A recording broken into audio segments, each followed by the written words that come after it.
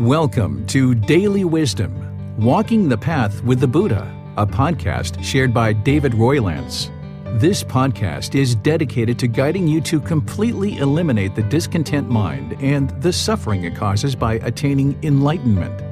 Learn and practice the teachings of Gautama Buddha that will guide you to fully attain a peaceful, calm, serene, and content mind with joy. To support this podcast, visit patreon.com/support Buddha or visit buddhadailywisdom.com, where you will discover a full range of courses, retreats, and online learning resources to assist you on the path to enlightenment. Now, here's our teacher to share more.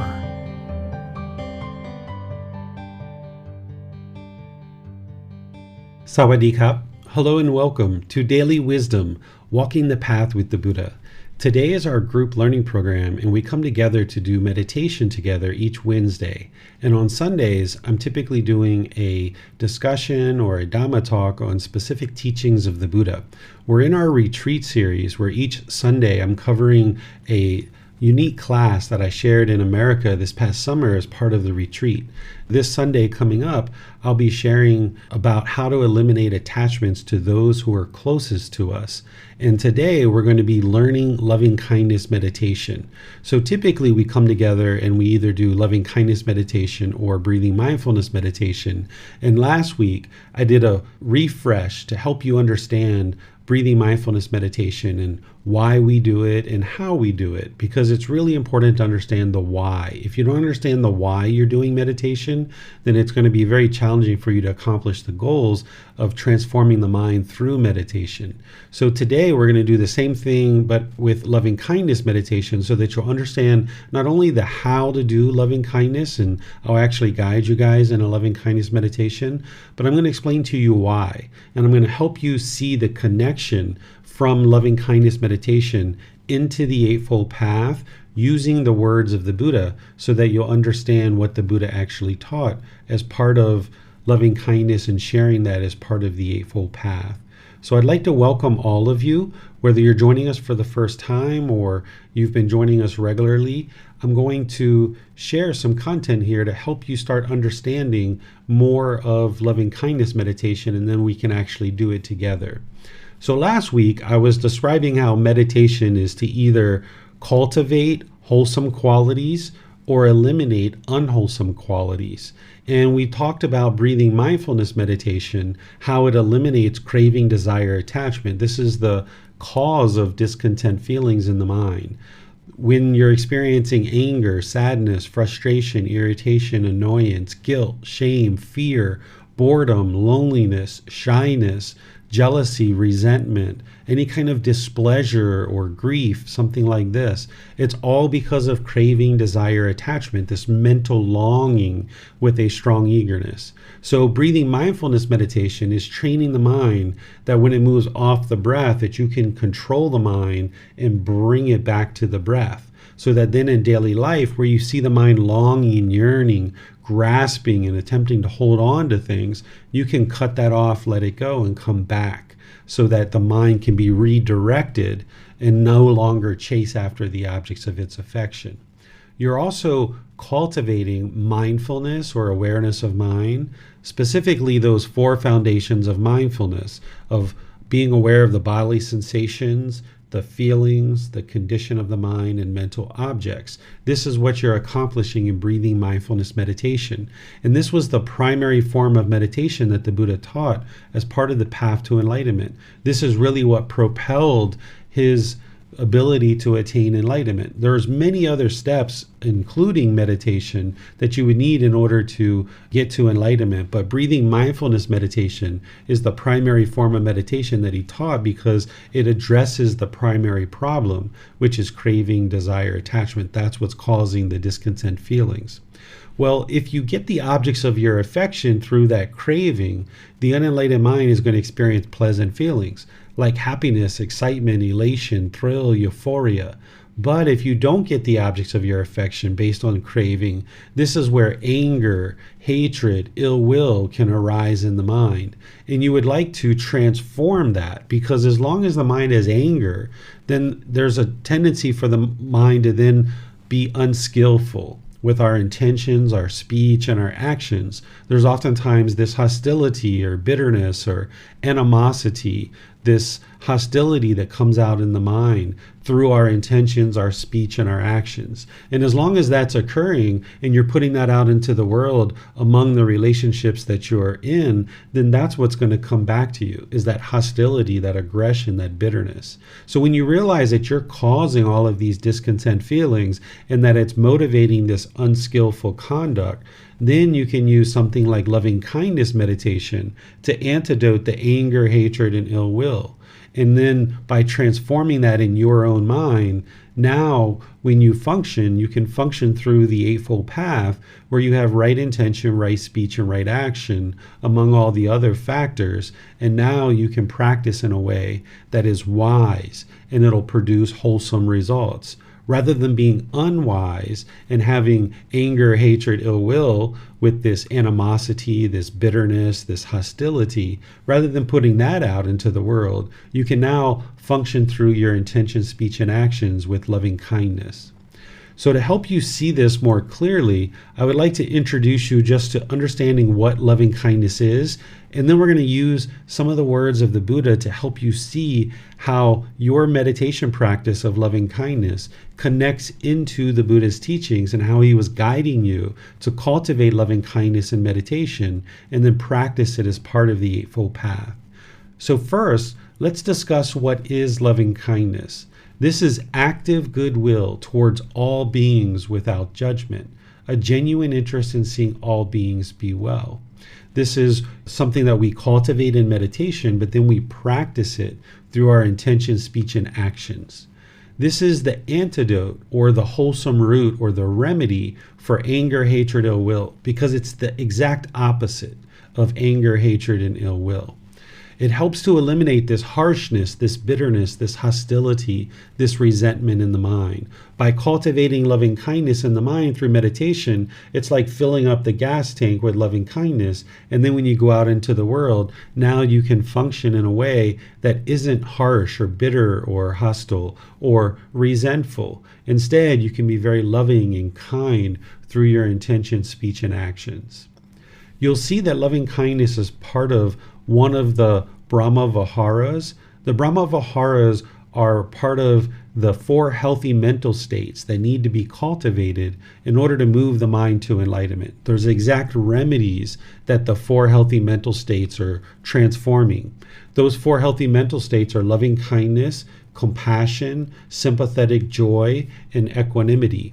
There's exact unwholesome qualities of mind that are being antidoted or remedied or transformed as a result of arising these 4 healthy mental states. And loving kindness is one of those that need to be cultivated in order to transform the mind.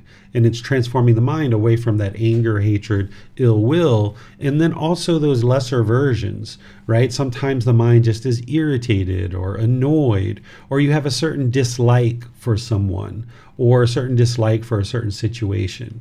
Eliminating craving, desire, attachment is going to help you work to eliminate that, but also there's this ill will in the mind that needs to be remedied and antidoted, and that's where loving kindness comes in. Where you are looking at the Eightfold Path, it's important to see in the words of the Buddha where loving kindness plugs into the Eightfold Path. Because the Eightfold Path is the core central teaching of the Buddha, and all of his other teachings plug into this Eightfold Path. And when you can see through the words of the Buddha that your meditation practice of loving kindness and practicing loving kindness in daily life is plugging into this Eightfold Path, then you can see how it's helping you to move towards enlightenment. Because the Eightfold Path is the path to enlightenment. This is the path. This is your life practice. If you're developing a life practice in order to get to enlightenment, on the path to enlightenment, you would need to know the Eightfold Path inside and out, backwards, forwards, left, right, up, down. You need to learn it like the back of your hand, so that by learning it and independently verifying it, then you can practice it in daily life, and that's where you'll see the improvement to the condition of the mind. And as you're improving the condition of your mind, you'll see improvements to your personal and professional relationships. So rather than just believe me that loving kindness is part of the Eightfold Path, I'm bringing in some of the words of the Buddha here related to the Eightfold Path, where you can see how loving kindness plugs into it. The second factor on the Eightfold Path is right intention. The Buddha provides 3 aspects of right intention that would need to be cultivated in the mind in order to move the mind closer to enlightenment. And these 3 factors are the intention of renunciation, the intention of non-ill will, and the intention of harmlessness. Another way to say right intention would be right thinking or right thoughts. So you would need to have the intention or the thinking or the thought of renunciation. What renunciation is the willingness to let go of your false beliefs, your misperceptions, the unwholesomeness that is in the mind. You need to be willing to let that go. Essentially, you need to have an open mind to learning and practicing, realizing that if you're experiencing discontent feelings, the mind is currently unenlightened, and there's certain things that the mind doesn't understand. There's a certain lack of wisdom. There's certain false beliefs and misperceptions. There's certain opinions and views that are being held on to that are just incorrect, or the unknowing of true reality. And in order to train the mind and move to this enlightened mental state, the mind needs to be willing to let go of these things. But you don't just blindly let go of them. Instead, you're learning the teachings of the Buddha, you're reflecting on them to independently verify them, and you're practicing in order to cultivate this wisdom. And as you do, and you see the wisdom in the teachings of the Buddha, then you move out these false beliefs, these misperceptions, this misunderstandings and confusion that the mind has, these unwholesomeness in the mind. You move that out and you get rid of that. And now in place of that, you have this wisdom to now be functioning in the world through the wisdom of the Buddha's teachings. So this would be the intention of renunciation, the willingness to let go. Then there's the intention of non-ill will. Non-ill will is a double negative because there's non-ill will. Another way to say that is the intention of goodwill. So loving kindness is having the active goodwill towards all beings, having an interest in seeing all beings be well. So as part of right intention on the second factor of the Eightfold Path, the Buddha is sharing how you would need to have this active goodwill, this interest in seeing all beings be well. And that's what the intention of non-ill will is. But how could you actually do that and have that in the mind as part of right intention if you hadn't cultivated it as part of meditation? So that's why that meditation of loving kindness meditation that the Buddha taught is there in order to help you to cultivate the qualities of mind that you need in order to practice the other steps of the Eightfold Path, like right intention. And then the third aspect of right intention is the intention of harmlessness, or the thought or the thinking of harmlessness, not being interested in causing harm to others. Because as long as you're causing harm to others, harm is going to come back to you. This is the natural law of karma, of cause and effect, or action and result. The natural law of karma, it isn't a mystical, magical cloud that's following you around or punishing you and rewarding you. Instead, it's the results of your decisions. It's cause and effect, or action and results, the results of your decisions. So if you are polite, kind, friendly, and respectful to the people around you, you'll see that gradually this is what will come back to you. And where you're impolite, unkind, unfriendly, and disrespectful, then gradually this is what you will see that comes back to you. So if you practice the intention of harmlessness, where you're incapable or unwilling or uninterested to cause harm to other beings, then you'll be more motivated in order to implement all the other aspects of the path. And then when you're not interested and incapable of causing harm to others, then you're not causing harm through your decision making. You're making wise decisions based on the natural law of karma. And now when you're putting out nothing but wholesomeness through wise decisions, then wholesome things will happen. But as long as you're causing harm, and as you're on this path to enlightenment and you don't fully understand the natural law of karma, you might feel that you have the best intentions, but you are maybe causing harm because you don't fully understand the Eightfold Path in things like right view, right intention, right speech, right action, right livelihood, right effort, right mindfulness, and right concentration. So while we might go around in the unenlightened state thinking that we have the best intentions and we're doing everything in the best way, if we haven't deeply studied the words of the Buddha to understand the Eightfold Path, and specifically the natural law of karma, then even with the best intentions of what you think are the best intentions now, you are most likely making unwise decisions just because you don't understand what you don't understand. So you may be causing harm through your intention, speech, and actions, or some other aspect of your practice like livelihood, without even realizing it. And these unwholesome results are returning back to you based on your lack of wisdom of this natural law. So right intention helps you to train the mind to let go of the false beliefs and the misperceptions, the misunderstandings, having an open mind to learning and practicing, gaining wisdom, and now moving out those false beliefs, those false views, those false opinions that are just detrimental to your practice. It's helping you to have the intention of non-ill will or practicing goodwill, and having the intention of harmlessness, where you're incapable or unwilling, uninterested to actually cause harm to others. And the loving kindness meditation is going to help you to accomplish this. Then when you study right speech, in the Eightfold Path, the Buddha gives 4 aspects of right speech, and this is kind of a generalized training where he talks about not lying, not having slander, not having harsh speech, and then also not having frivolous speech or idle chatter. These are the 4 aspects of the Eightfold Path that he talks about speech to a certain level of detail. So lying, having slander, harsh speech, and frivolous speech. He's teaching to purify the mind and no longer practice those things. And you'll see better results by moving your practice to the point where you're not doing those things. But then he shares in other parts of his teachings more aspects of right speech, specifically the 5 factors of well-spoken speech. Here is where you get the detail of understanding the natural law of karma in more detail related to speech, so that you're not causing harm through your speech. Therefore, as you bring your practice up to the 5 factors of well-spoken speech, and you're doing that consistently over a long-term period of time, you will see that your personal and professional relationships will blossom.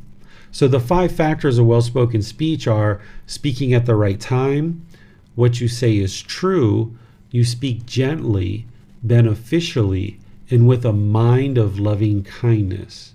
You can actually take these 5 factors and you can look back over your life, and in situations where you had very wonderful conversations that turned out really well, you can see that you and or the other person were practicing all 5 factors of the 5 factors of well-spoken speech.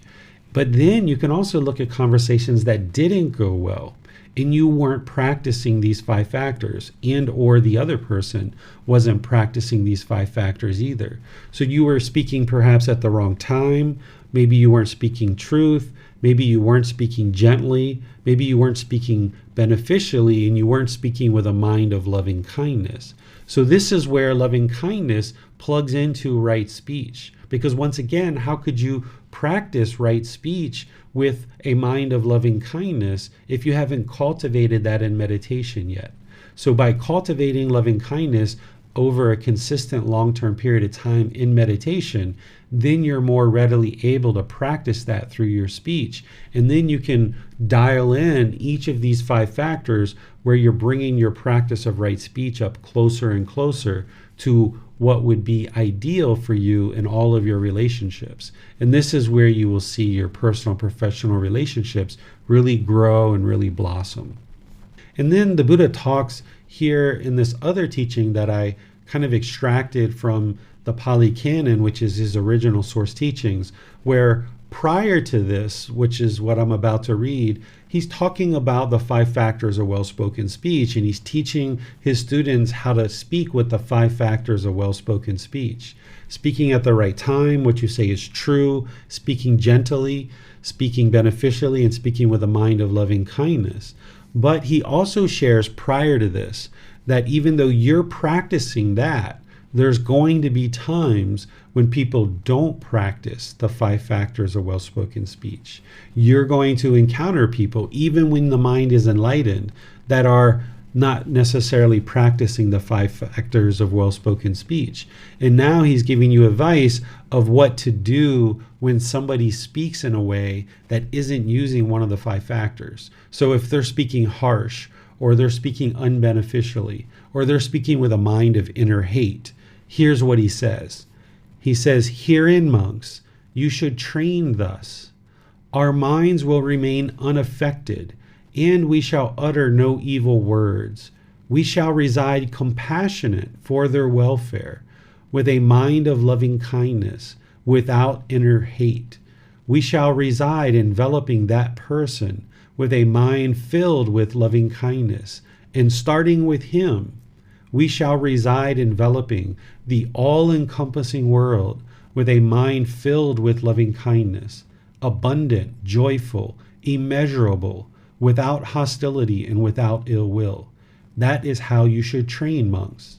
Because perhaps before you understood the wisdom of this path, if somebody spoke harsh to you, you might have felt like you needed to speak harsh back, and that was kind of your reaction. Or if somebody was disrespectful to you, you might have reacted with disrespect back. But this is essentially like taking a rubber ball, and somebody picks this up and bounces it in the room. And then when they're bouncing the disrespect and the hatred and the harsh language and all of this around the room, you pick the ball up and now you bounce it around. And now next thing you know, you've got these balls bouncing around the room of harshness, of disrespect, and all this other aspects of argumentative speech.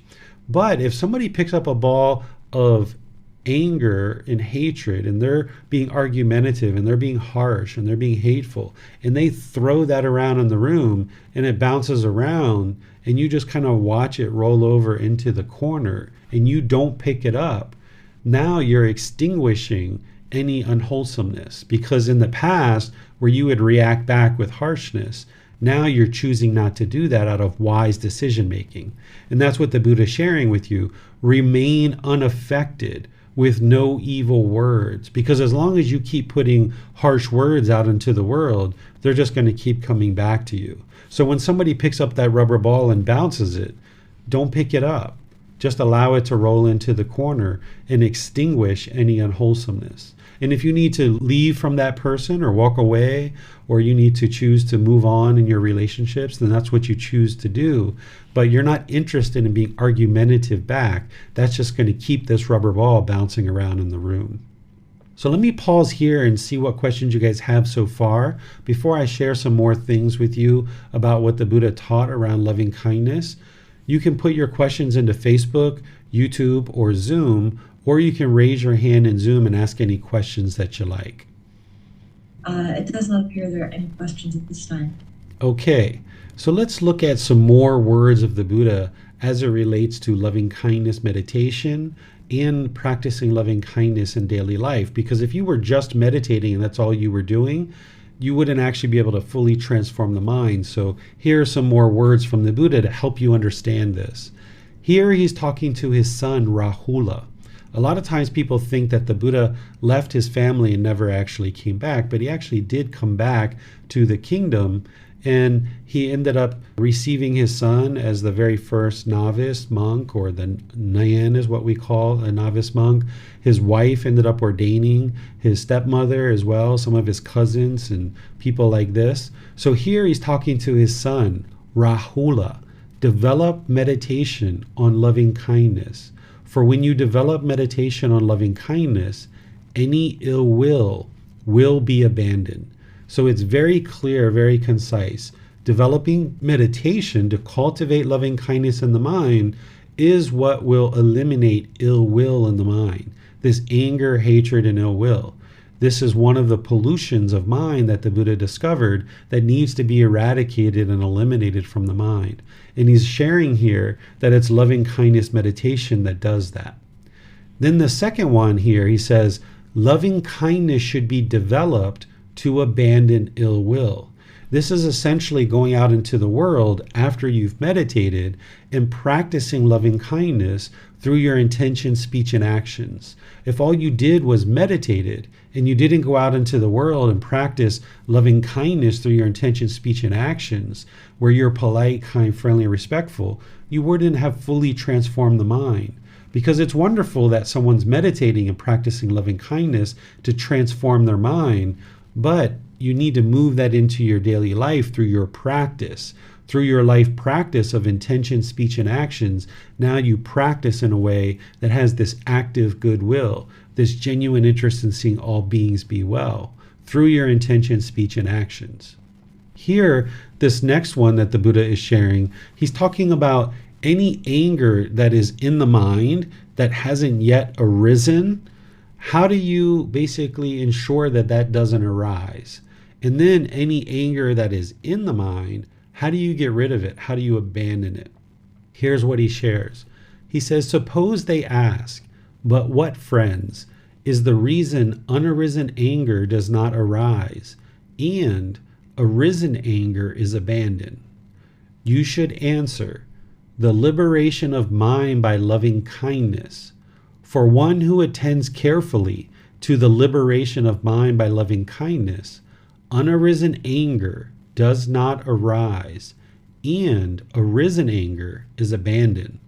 This, friends, is the reason unarisen anger does not arise, and arisen anger is abandoned. So here he's talking about liberation of mind by loving kindness. Liberation of mind is freedom of strong feelings. Those strong feelings are discontentedness, anger, sadness, frustration, irritation, annoyance, guilt, shame, fear, boredom, loneliness, shyness, resentment, jealousy. All of these discontent feelings and others are completely eliminated from the enlightened mind. But when the mind is unenlightened and you're transforming the mind to the enlightened mind, there's still going to be some ill will. There's still going to be some anger, hatred, and ill will in the mind. This is a mental object that doesn't get eliminated until you actually get to the third stage of enlightenment. It gets thinned along the path, and as you get to that second stage of enlightenment, ill will is thinned, but it doesn't actually get eliminated until you move into the third stage of enlightenment. So as you're transforming the mind here, what the Buddha is saying is the way to liberate the mind from those strong feelings of anger, hatred, and ill will is for attending closely to practicing loving kindness, because that unarisen anger, that mental object of ill will that's in the mind that's just kind of waiting there to kind of arise, he's saying if you practice loving kindness, it's not going to allow this anger to arise, because loving kindness is the exact opposite of anger, hatred, and ill will. So if you're practicing loving kindness through meditation, but then through your intention, speech, and actions, now any kind of ill will that is currently in the mind, it can arise. And then you're working to uproot that and bring in more and more loving kindness as part of your life practice. You're using loving kindness meditation to break up this mental object of ill will. And then you're practicing in daily life through your intention, speech, and actions so that that unarisen anger does not arise. And then wherever you see anger arising up into the mind, the Buddha is saying, okay, practice loving kindness. That's what's going to abandon that anger and get it out of the mind. So if you're observing that anger is arising in the mind, right away you need to cut that off, let it go. And one of the ways you can do that is by arising loving kindness, by bringing loving kindness into your intention, speech, and actions. Now that pushes out the anger, hatred, and ill will. Now, the way that we actually do loving kindness meditation is first we do some chanting, which eases the mind down into meditation. It's not a mystical, magical thing, but it just helps you to cultivate awareness of the mind, awareness of the breath, start to cultivate some memory and some clarity, some concentration as we're doing chanting. Then we'll move into breathing mindfulness meditation just for a short period. Maybe just like 5 or 10 minutes is all you'll probably need just to get started. Then we go into loving kindness meditation, where you'll be doing these affirmations on the out breath. So I'll be saying out loud, may I be peaceful. And whenever you get to your next out breath, you just repeat that in the mind on the out breath, may I be peaceful. And then when I get to the next breath, it'll say, may I be safe. And wherever you get to your next out breath, you repeat, may I be safe. Because your breath's going to be at a different place than mine, because this is your practice. So I'm just here to guide you and help you along. I will then say, may I be well. Again, on the out breath, you're going to say, may I be well. And then may I be free of all discontentedness and the suffering it causes. So you'll need to cultivate loving kindness for this being who you are now in order for you to have loving kindness for others. You wouldn't be able to actually cultivate loving kindness for others if you don't have loving kindness for yourself, because you haven't even learned how to love yourself yet. So you need to work on that, cultivating loving kindness for yourself before you can cultivate it for other people. Then we're going to go through these successive rings where we might say, may we be peaceful, meaning those of us that are meditating together. And we'll say, may we be safe, may we be well, may we be free of all discontentedness and the suffering it causes. Then I'll insert some kind of general rings that apply to all of us. Then it'll ultimately be, may all beings, because you're not interested in leaving anyone out of your meditation. You would like to start with I, go through some successive rings, and then be all beings at the end. And as you create these successive rings, it should be based on people that you do have anger, hatred, and ill will towards, or maybe lesser versions, maybe resentfulness, or maybe some dislike. Even people that are long in your past and you'll never see them again in your life. If your mind's holding on to any anger, hatred, or ill will, it's going to hinder it from experiencing enlightenment. So even if you haven't seen those people for 10 or 20 years, you're going to need to train the mind to get liberated from this anger, this hatred, and this ill will.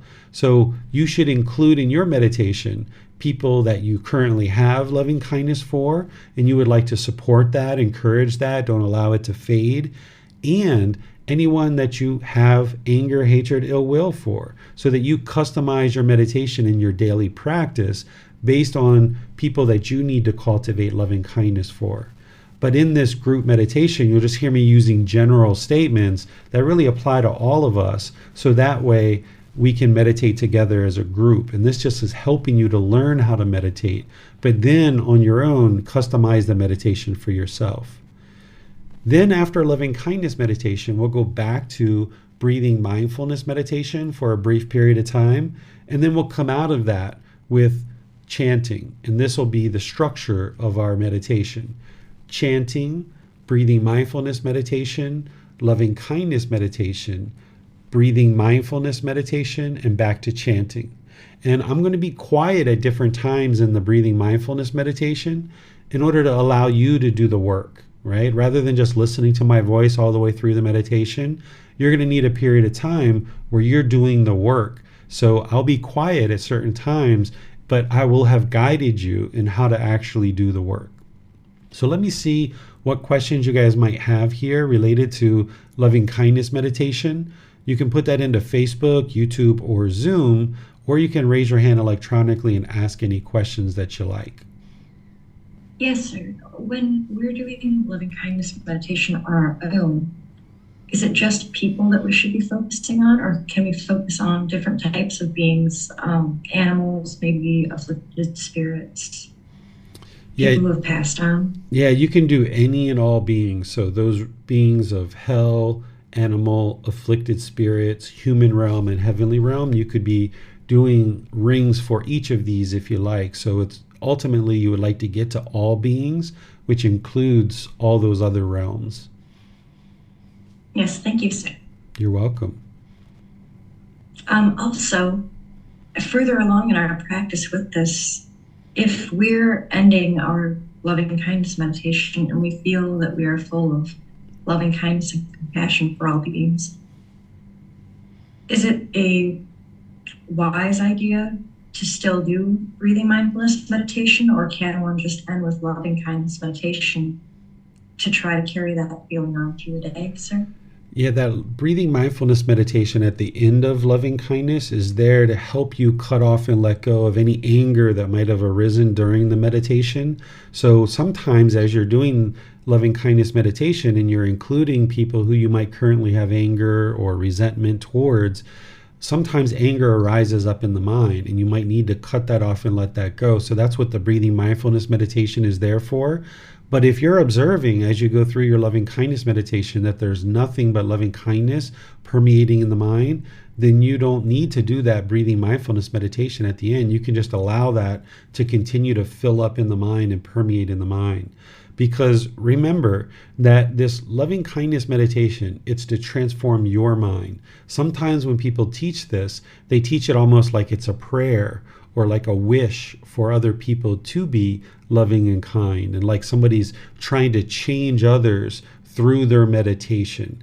But this isn't possible. If it was possible to change others through our meditation, there would be no such thing as prisons or murders or rapes or any of these other things, because we could all just get together and meditate, and then we could change other people through our meditation. So this is a misunderstanding that some people have about loving kindness meditation, is they think it's to change others or to put these aspirations into the world and actually affect change with other beings. But since you're transforming your mind, where you observe that there's loving kindness permeating and there is no anger and hatred by the end of the meditation, you don't need to do that following in that ending breathing mindfulness meditation. And this really helps you to see that what you're working on is to transform your mind, not to affect change by other people. Where you start to affect other people is that by you cultivating loving kindness in your meditation, and then in your daily life, your intention, speech, and action start emanating from loving kindness. Now you're putting less and less harm in the world, and then this will gradually, slowly, potentially have an effect on others. Because in order for somebody to eliminate anger, hatred, or will, they have to do the work to do that. But where in situations where you have loving kindness, you'll see that there can be some transformation on other people's parts, but they're ultimately doing that work and you're doing your own work. So where you see the mind filling up and permeating with loving kindness, no need to do that last breathing mindfulness meditation if you're not interested to do that. Thank you, sir. Mm-hmm.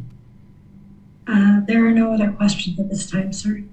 Okay, so let's do loving kindness meditation together then. I'll guide you guys through this, and then this will help you to learn how to do it so that you can do it on your own when you're in your own practice.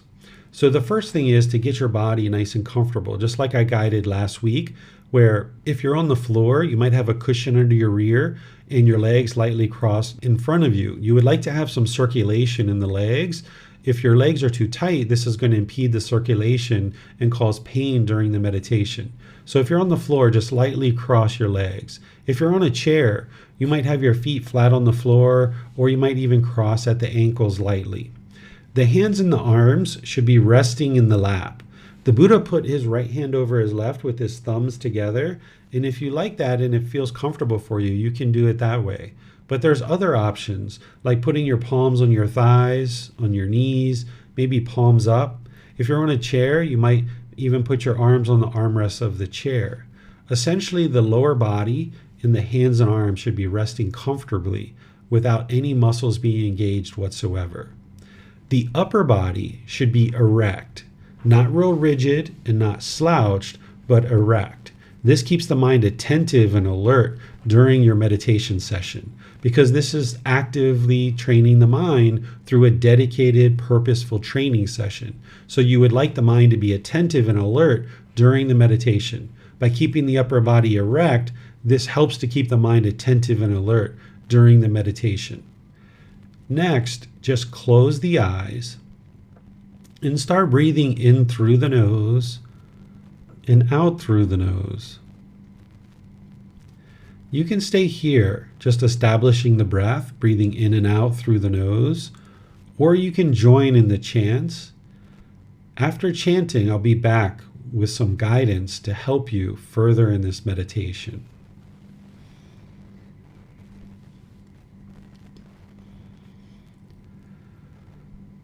Arahang Samma Sambuddho Bhagava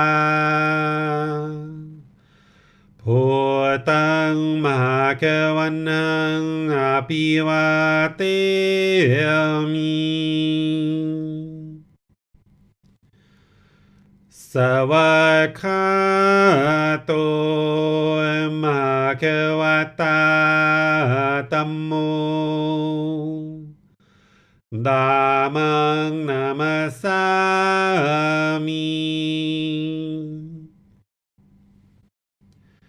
Supatipano Bhagavato Sāvaka Saṅkho Saṅghang Namami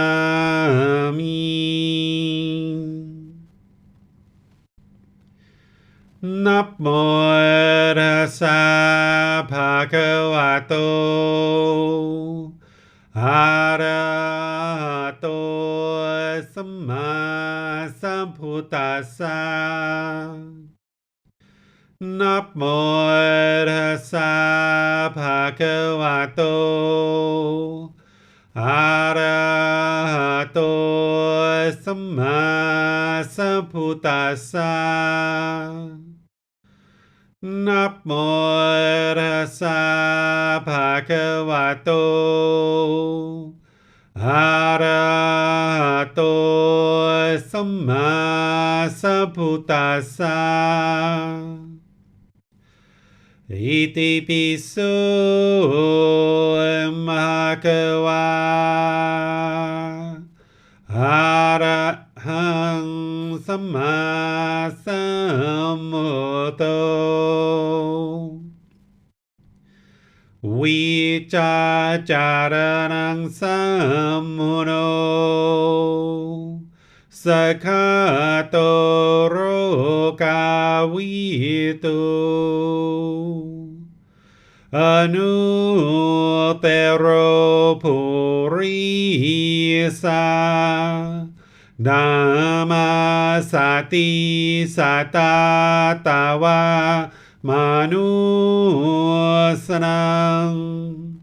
Bhutto Bhagavati.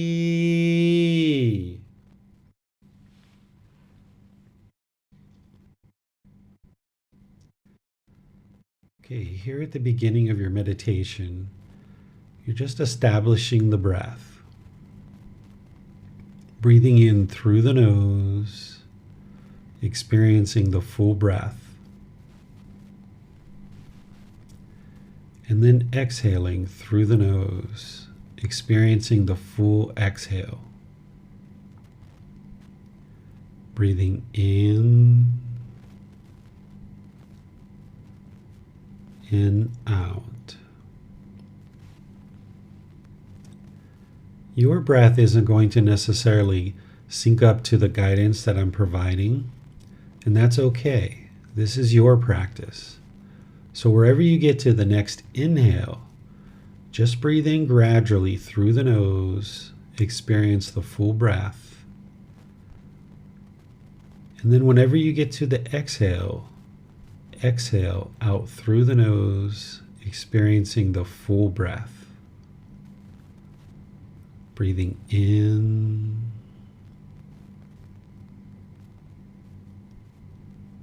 and out.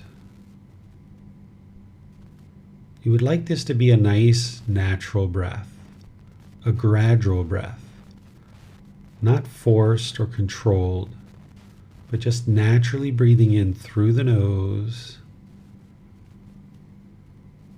and then gradually breathing out through the nose. Breathing in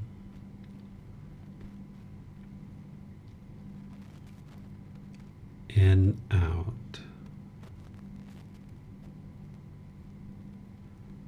Breathing in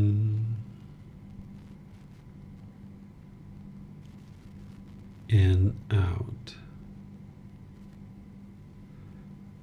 With the breath well established, start fixating the mind on the breath.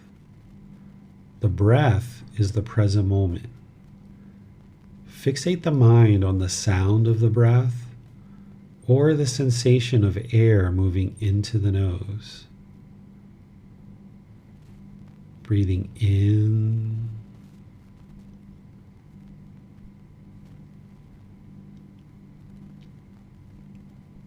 and out.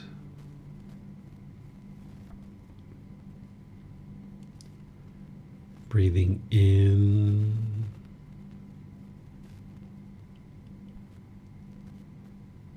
and out. With the mind fixated on the breath, the present moment, whenever you observe that the mind is off the breath, cut that off, let it go, and come back to the breath, the present moment. There's no need to label the thought, observe it, analyze it, or even try to figure out where it's coming from. Wherever you observe that the mind is off the breath, just cut that off, let it go, and come back to the breath, the present moment. Breathing in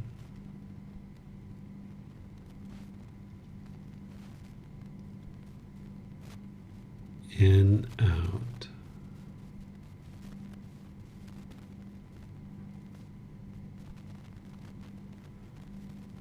Breathing in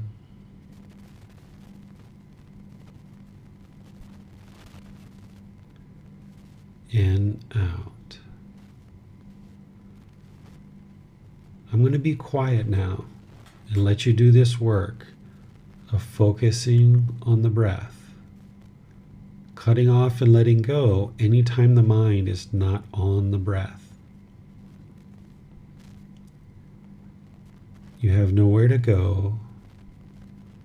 There's nothing to do.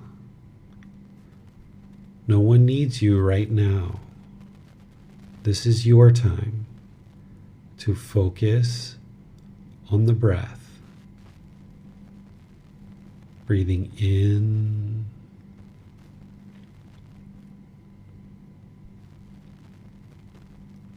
and out.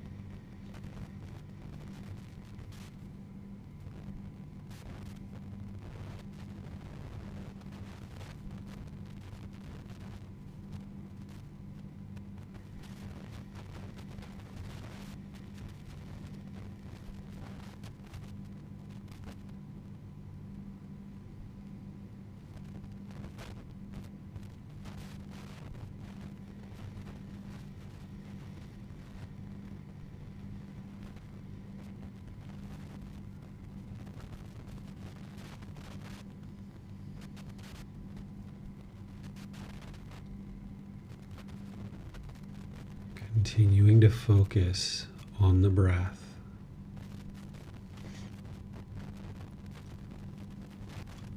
On the next out breath, repeat these affirmations in the mind.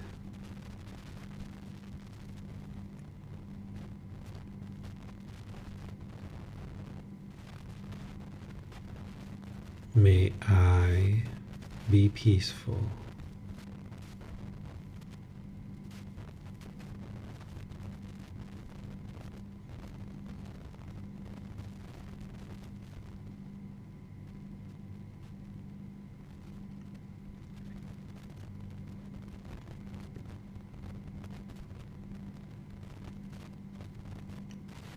May I be safe.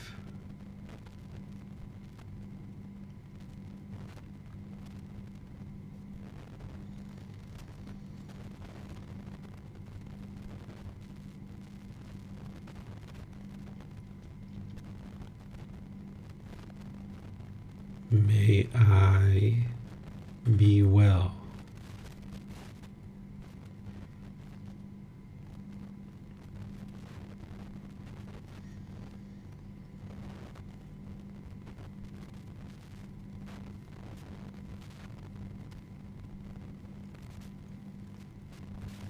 May I be free of all discontentedness and the suffering it causes.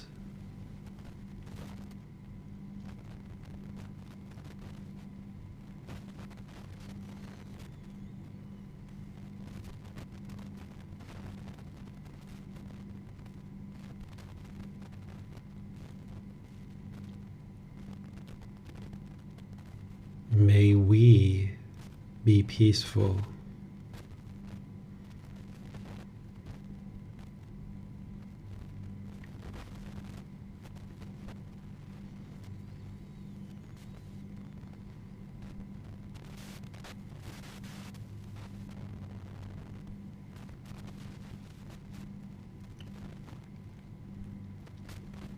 May we be safe.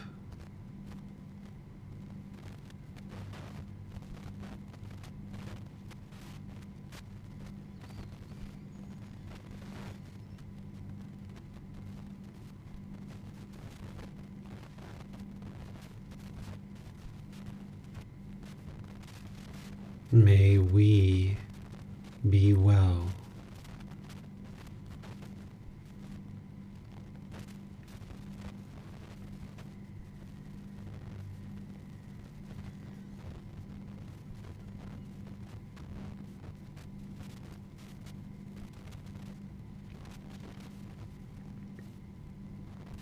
May we be free of all discontentedness and the suffering it causes.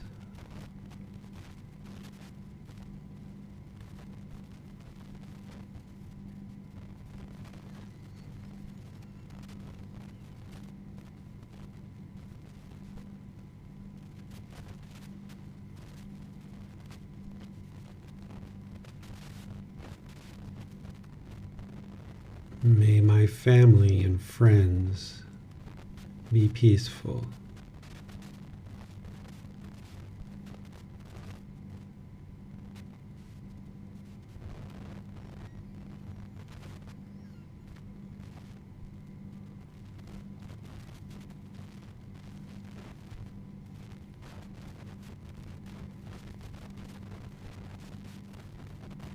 May they be safe.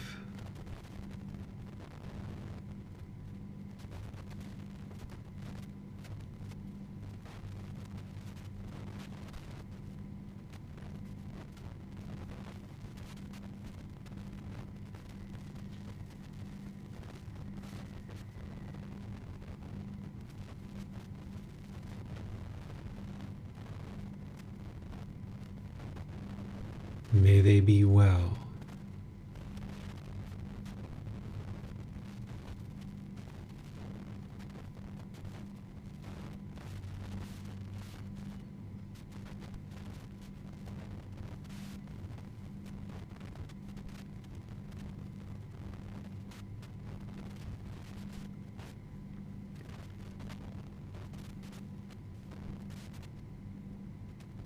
May they be free of all discontentedness and the suffering it causes.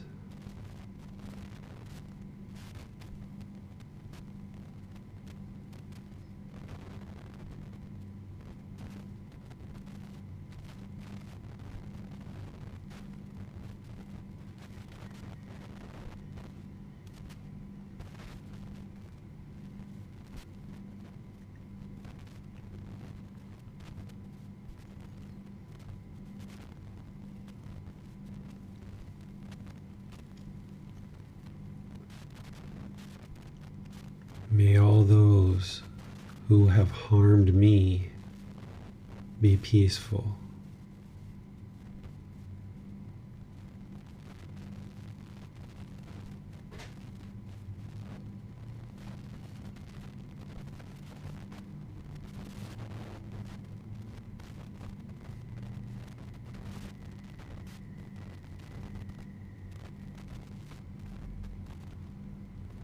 May they be safe.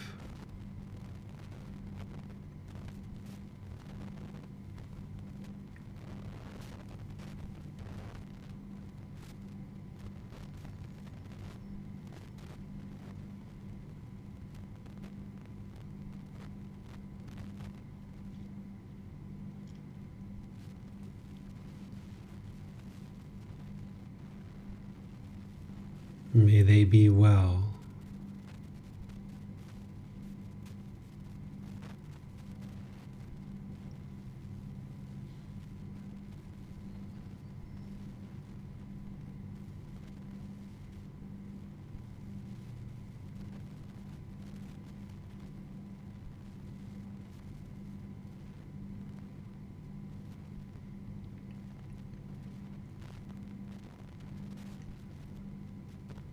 May they be free of all discontentedness and the suffering it causes.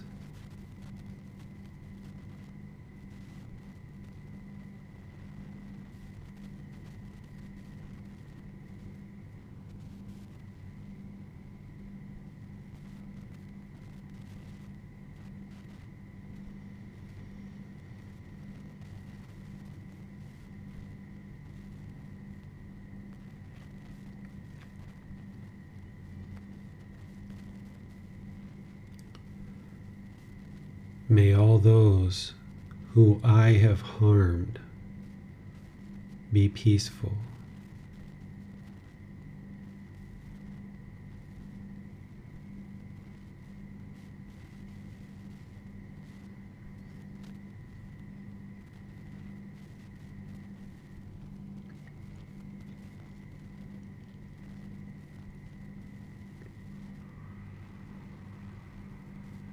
May they be safe.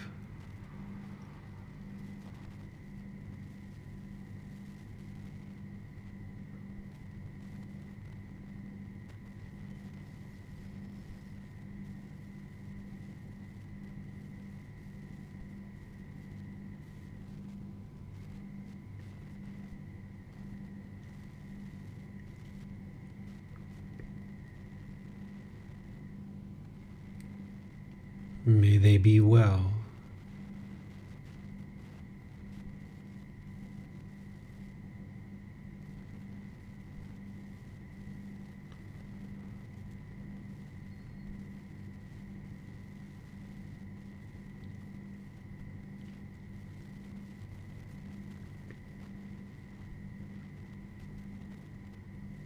May they be free of all discontentedness and the suffering it causes.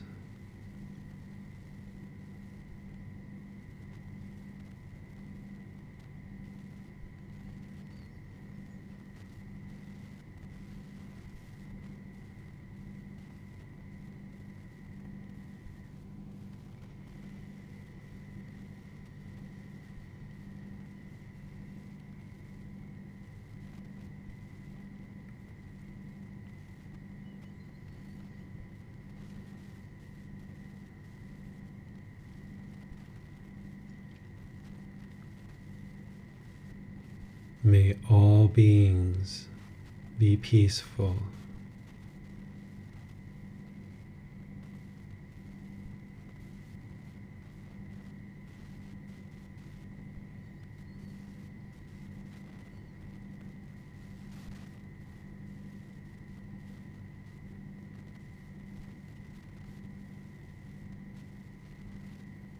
May all beings be safe.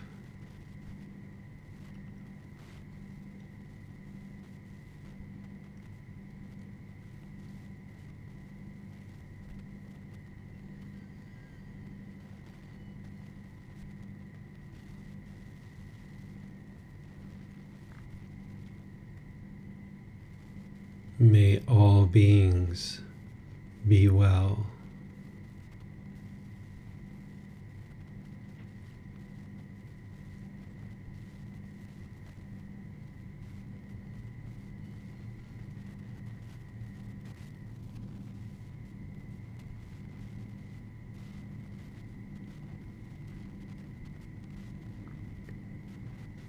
May all beings be free of discontentedness and the suffering it causes.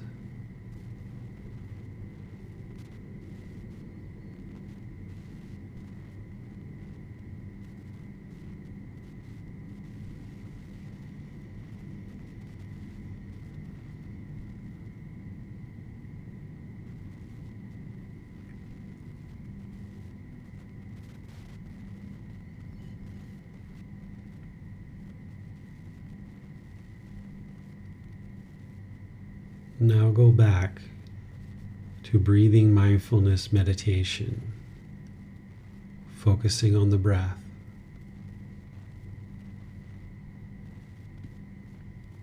Breathing in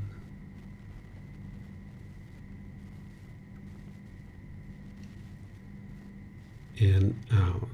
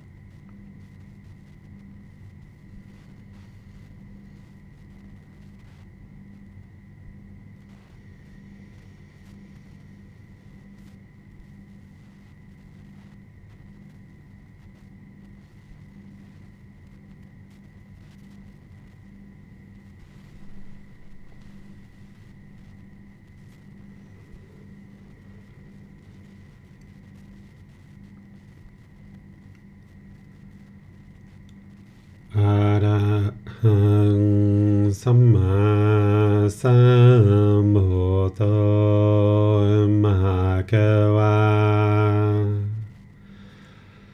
โหตังภาควันหังอภิวาเตมิ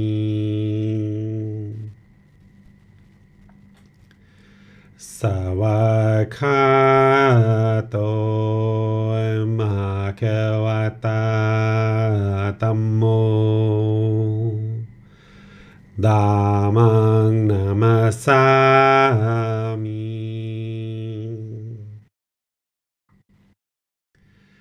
สุปฏิปันโนภะคะวะโตสาวกสังโฆสังฆังนามามิ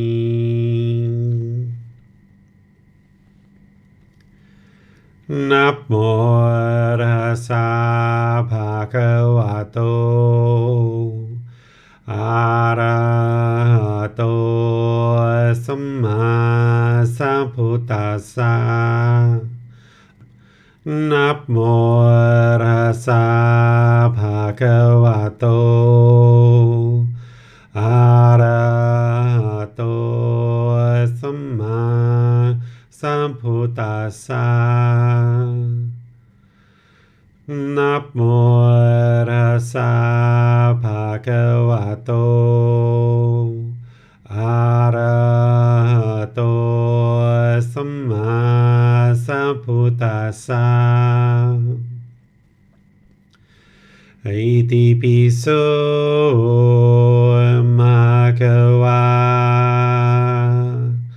อะระหังสัมมาสัมพุทโธวิชาจารณังสัมมุโนสคาโตโรกาวิโตอนุเตโรปุริสาธัมมาสติสัตตาตวามนุสนังพุทโธภควาติ